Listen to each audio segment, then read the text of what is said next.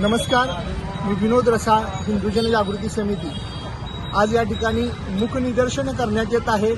विविध हिंदुत्ववादी संघटनेच्या माध्यमातून टिपू सुलतान आणि छत्रपती शिवाजी महाराज हे यांचे एकसारखे आहेत अशी तुलना एका काँग्रेसच्या राज्यकर्त्यांनी केली। परंतु छत्रपती शिवाजी महाराजांचा आज आदर्श बघतो आपण की हिंदवी स्वराज्याची स्थापना करणारे, गोमातेचं रक्षण करणारे, सर्व स्त्रियांना समान मातेप्रमाणे मानणाऱ्या त्यांची तुलना या टिपू सुलतान कुकर्म असणाऱ्या व्यक्तीशी होऊ शकत नाही।